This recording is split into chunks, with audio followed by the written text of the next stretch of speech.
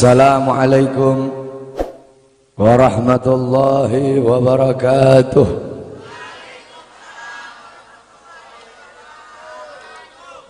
Bismillahirrahmanirrahim. Alhamdulillahil qawiyyi sultanuh, al-wadihil burhanuh, al-mabsut fil wujud karamuhu wa ihsanuh. Allahumma salli ala nuril anwar وسر الأسرار وترياك الأخيار ومفتاح باب اليسر سيدنا ومولانا محمد المختار وآله الأطهار وأصحابه الأخيار عدد نعم الله وإفضاله. أما بعد.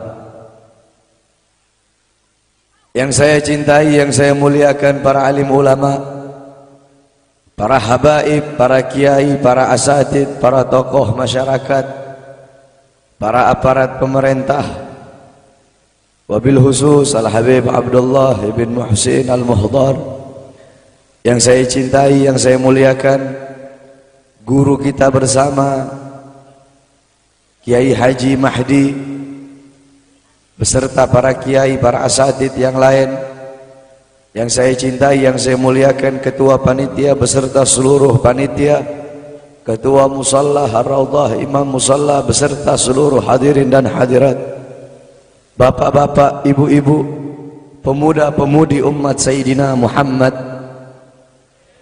yang selalu dimuliakan oleh Allah Subhanahu wa ta'ala. Alhamdulillah, segala puji dan syukur kembali ke hadirat Allah Subhanahu wa ta'ala. Dialah Allah Subhanahu wa ta'ala, Tuhan seru sekalian alam. Dialah Allah, Raja yang menguasai segala kekuasaan. Dialah Allah Subhanahu wa ta'ala yang maha besar dari segala sesuatu yang besar. Yang besar selain Allah kecil. Dialah Allah Subhanahu wa ta'ala yang maha kaya dari segala sesuatu yang kaya. Yang kaya selain Allah miskin. Dialah Allah Subhanahu wa ta'ala, Raja di atas para raja. Yang raja selain Allah budak. Dialah Allah Subhanahu wa ta'ala yang maha perkasa, yang maha kuat. Yang perkasa selain Allah, yang kuat selain Allah lemah. Dialah Allah Subhanahu wa ta'ala yang maha hidup. Yang hidup selain Allah pasti akan mati. Yang ada selain Allah pasti akan tiada. Yang wujud selain Allah pasti akan binasa. Sedangkan hidupnya Allah, adanya Allah, wujudnya Allah selama-lamanya, kekal abadi, tidak akan pernah musnah dan tidak akan pernah binasa. Dialah Allah yang dimana kedekatan hamba dengannya tidak akan membuat hamba itu setara dengannya. Jauhnya hamba darinya tidak akan membuat dinding penghalang antara hamba dengannya. Dialah Allah yang dimana walaupun seluruh hamba-hamba dari awal zaman sampai akhir zaman semuanya berbuat baik, tidak akan menambahkan sedikit pun keagungan di sisi. Dan dialah Allah yang dimana walaupun seluruh hamba-hamba dari awal zaman sampai akhir zaman semuanya berbuat dosa, tidak akan mengurangi sedikit pun keagungan di sisinya. Dan dialah Allah yang dimana pada malam hari yang mulia ini, di tempat yang penuh dengan barakah ini, Allah Subhanahu wa ta'ala sedang memandang kita semua yang duduk di tempat ini. Allah pandang dengan pandangan rahmat, Allah pandang dengan pandangan kasih sayang, Allah pandang dengan pandangan maghfirah, Allah pandang dengan pandangan pengampunan. Kenapa saudara-saudara? Karena kita mendapatkan keberkahan dan kemuliaan dari baginda agung Nabi besar Muhammad sallallahu alaihi wasallam. Kita duduk di sini, kita tidak pernah memandang langsung wajahnya Nabi. Kita tidak pernah berjumpa langsung dengan Nabi. Kita tidak pernah duduk bersama-sama dengan Nabi. Untuk apa kita duduk di sini kalau bukan karena iman dan cintanya kita kepada Nabi Muhammad? Padahal kita tidak pernah berjumpa dengan Nabi, bertemu dengan Nabi nggak pernah, duduk bersama Nabi nggak pernah. Tapi kita beriman kepada Nabi Muhammad. Kita cinta kepada Nabi Muhammad. Kita umat yang dirindukan oleh Nabi, umat yang dicintai oleh Nabi. Rasulullah ketika beliau sedang duduk bersama para sahabat, Rasulullah berkata, wahai para sahabat, tahukah kalian golongan-golongan yang soleh? Tahukah kalian golongan-golongan yang mulia?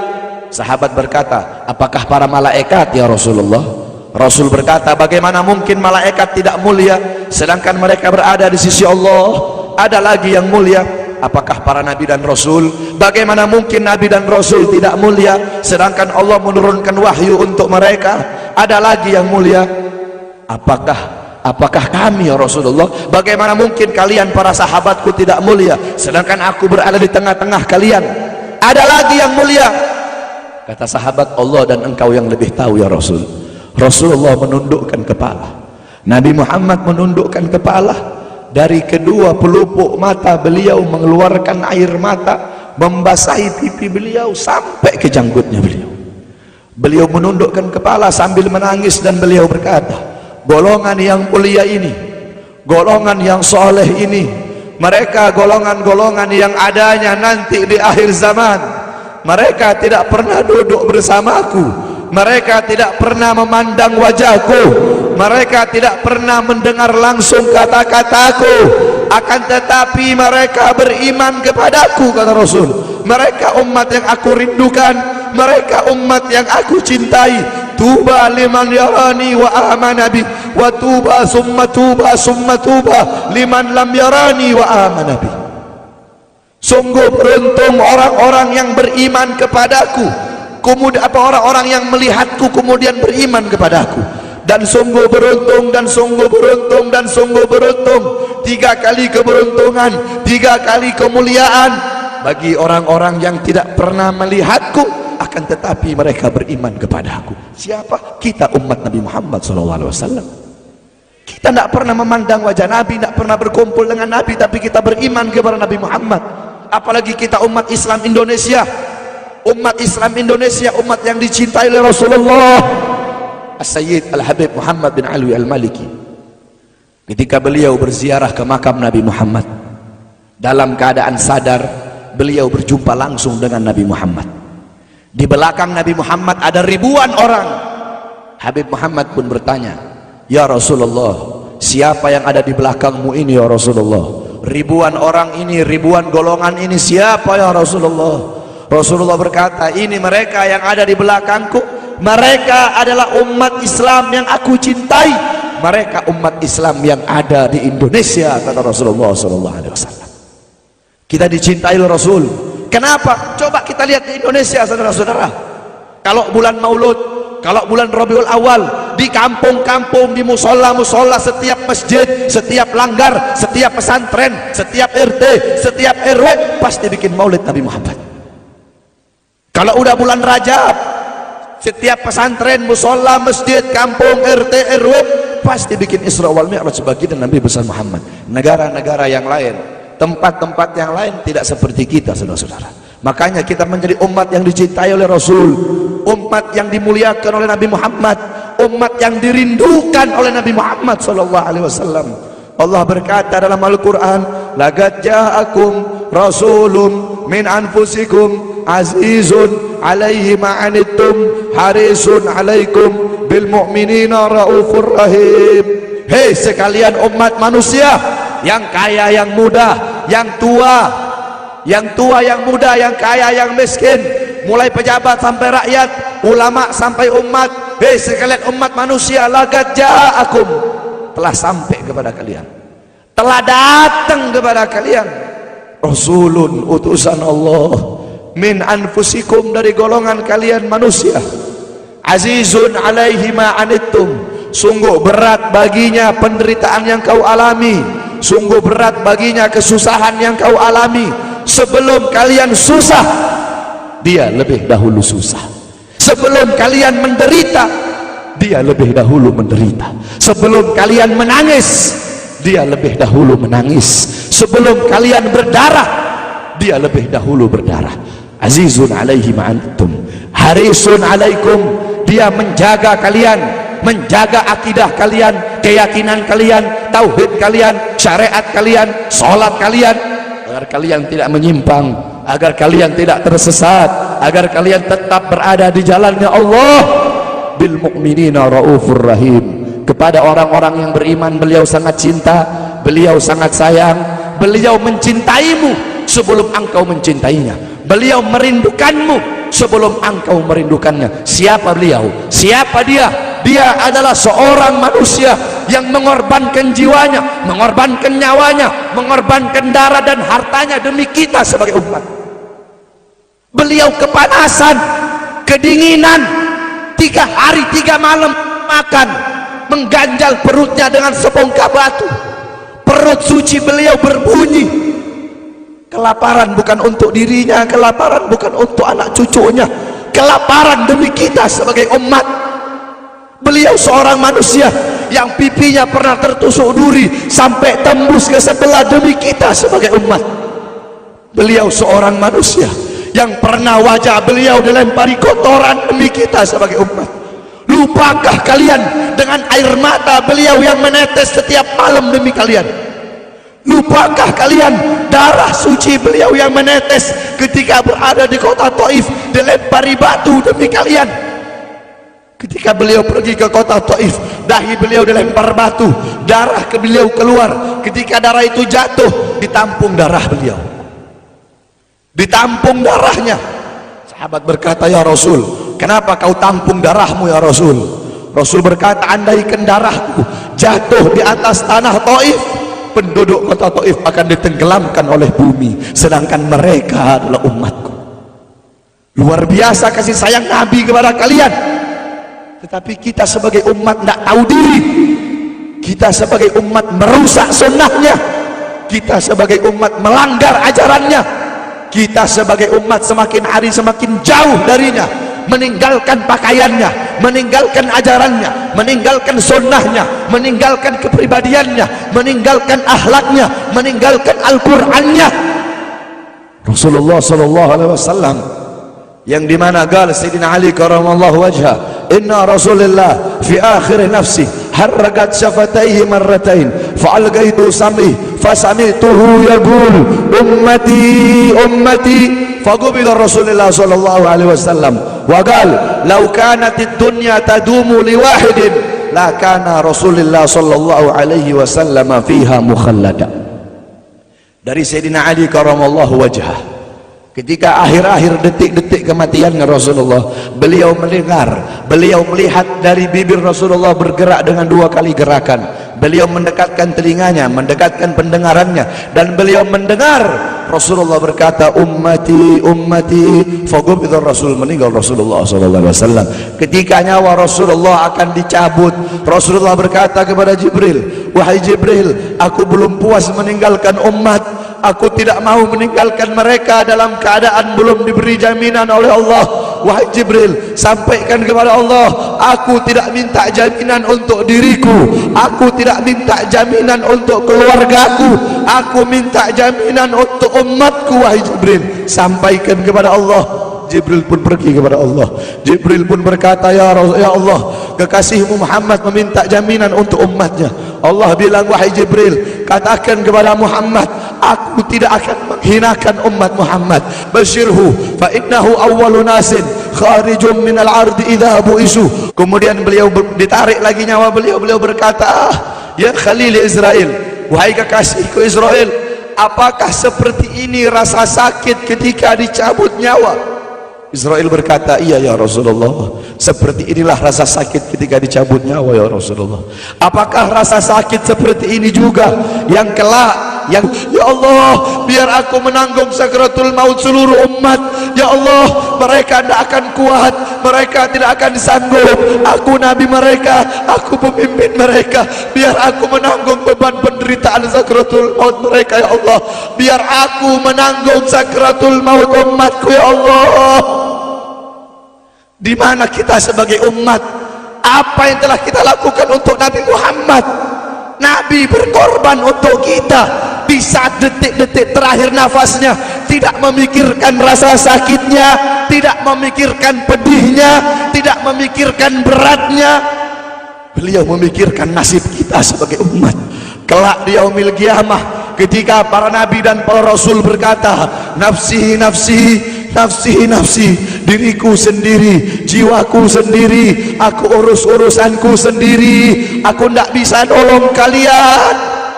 Ketika para nabi dan rasul mereka tidak bisa menolong kita, Rasulullah Muhammad ibn Abdullah, Nabi Muhammad bersujud kepada Allah, Nabi Muhammad bertekuk lutut, beliau bermohon kepada Allah. Beliau berkata, ya Allah, aku tidak minta pengampunan untuk diriku, wala Fatimah wala Hamzah. Aku tidak minta pengampunan untuk Fatimah, aku tidak minta pengampunan untuk Hamzah, aku cuma minta pengampunan untuk umatku ya Allah, untuk umatku ya Allah.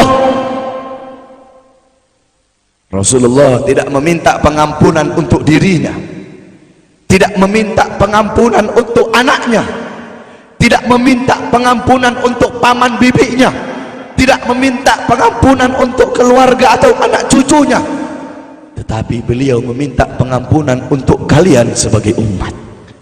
Karena begitu cintanya beliau kepada umat, karena begitu sayangnya beliau kepada umat, sampai-sampai beliau berkata, lau yushaku ahadukum bisyaukatin fi rijlih la ajidu alamaha fi qalbi. Andaikan kalian, salah satu dari kalian kakinya tertusuk duri, andaikan salah satu dari kita yang duduk di sini kaki kita ada yang terkena duri, pasti kita merasakan sakit. Apa kata Rasul? Maka aku tidak merasakan apa yang kalian rasakan, kecuali yang aku rasakan sampai dalam hati aku rasakan rasa sakit kalian. Lihat bagaimana cintanya Rasul kepada kita. Apa yang sudah kita lakukan untuk Nabi? Sudahkah kita mengorbankan kedua mata kita untuk memandang hal-hal yang disukai oleh Nabi? Sudahkah mengorbankan kedua tangan kita memberi makan golongan-golongan yang dicintai oleh Nabi? Mengorbankan lidah kita untuk mendakwahkan, mensuarakan ajaran syiar Nabi? Sudahkah mengorbankan kedua kaki kita melangkah ke tempat-tempat yang diridhoi oleh Nabi? Kita masih belum bisa balas jasa Nabi, dan tidak akan pernah bisa membalas jasa Nabi Muhammad. Jangankan kita duduk di sini berjam-jam, walaupun kita duduk di sini sampai pagi kita duduk, seumur hidup kita duduk di sini, masih belum bisa membalas jasa Nabi Muhammad. Sekalipun kita merangkak, engkau merangkak dari rumahmu menuju makam Nabi, merangkak bukan dengan kaki, merangkak bukan dengan mata, bukan dengan tangan. Walaupun kalian merangkak dengan kedua mata dari rumah kalian menuju makam Nabi, itu masih belum bisa membalas jasa-jasa Nabi Muhammad SAW. Kita tidak bisa membalas jasa-jasa Nabi Muhammad. Kecintaan kita tidak ada apa-apanya. Apakah kecintaan kita lebih besar daripada kecintaan seorang anak kecil yang ada di zamannya Syekh Abdurrahman Ad-Dibai? Di zaman Syekh Abdurrahman Ad-Dibai, pengarang Maulid Diba, ketika beliau ingin berziarah ke makamnya Rasul, ketika beliau ingin ziarah ke makamnya Nabi, ada satu orang anak kecil ingin ikut berziarah. Maka kata rombongan, hai anak kecil, engkau tidak boleh ikut. Ini perjalanan memakan waktu berhari-hari, bisa 4 hari, 5 hari, bahkan sampai 1 minggu. Kau tidak boleh ikut. Pergi anak kecil tersebut. Pergilah rombongan Syekh Abdurrahman Ad-Dibai untuk ziarah ke makamnya Nabi. Tanpa sepengetahuan rombongan, ternyata anak kecil tersebut bergelantungan di bawah kereta kuda Syekh Abdurrahman Ad-Dibai. Anak kecil itu bergelantungan. Dia sampai berhari-hari gak makan, gak minum, gak tidur. Hanya apa? Hanya ingin pergi ziarah ke makam Nabi. Saking cintanya kepada Nabi Muhammad, dia sembunyi-sembunyi bergelantungan di bawah kereta, nggak makan, nggak minum, nggak tidur berhari-hari. Sampai ketika sampai di Madinah, itu anak kecil jatuh. Itu anak kecil terjatuh. Rombongan bilang, bukan kayak ini anak kecil yang waktu itu mau ikut? Berarti sudah berhari-hari dia di bawah kereta ini, dia nggak makan, dia nggak minum, dia nggak tidur. Anak kecil itu berlari. Anak kecil itu berlari sampai dia jatuh. Saking bahagianya dia sudah sampai di Madinah, dia ambil debu-debu Madinah, pasir Madinah, dia ambil, dia usapin ke mukanya, saking bahagianya, sampai itu anak mati. Anak kecil tersebut mati membawa kecintaannya kepada Nabi Muhammad. Anak kecil itu mati, gak makan berhari-hari, gak tidur, gak minum, hanya ingin ziarah ke makam Nabi Muhammad. Padahal anak kecil itu tidak pernah memandang Nabi, tidak pernah berkumpul dengan Nabi, tapi kecintaannya luar biasa kepada Rasulullah. Akhirnya anak itu dimakamkan oleh Syekh Abdurrahman Ad-Dibai di Madinah. Anak kecil itu dimakamkan di Madinah. Nah, setiap tahun Syekh Abdurrahman Ad-Dibai ziarah ke makamnya Nabi, pasti ziarah ke makam itu anak kecil. Yang anehnya, setiap Syekh Abdurrahman Ad-Dibai ziarah, makam anak kecil tersebut, kubur anak kecil tersebut bergeser dengan sendirinya mendekati makam Nabi Muhammad SAW. Sampai sekarang makam anak kecil itu ada di samping Masjid Nabawi. Saking cintanya anak kecil tersebut kepada Rasulullah SAW. Kecintaannya kita nggak ada apa-apanya. Kita tiap hari maksiat, tiap hari berbuat dosa, melakukan hal-hal mungkarat, dhalalat, sayyiat. Takutlah kita kepada Allah. Kembalilah ke ajaran Nabi Muhammad. Jadikan beliau sebagai teladanmu, jadikan beliau sebagai pedomanmu. Hidupkan rumah tanggamu dengan ajaran beliau, hidupkan kampungmu dengan dengan ajaran dan sunnah beliau. Jadikan rumah tanggamu rumah tangga Sayyidina Muhammad, kampungmu kampung Sayyidina Muhammad, desamu desa Sayyidina Muhammad, kotamu kota Sayyidina Muhammad. Man tasyabbaha biqaumin fahuwa minhum. Barang siapa yang mengikuti suatu kaum, maka dia sama dengan kaum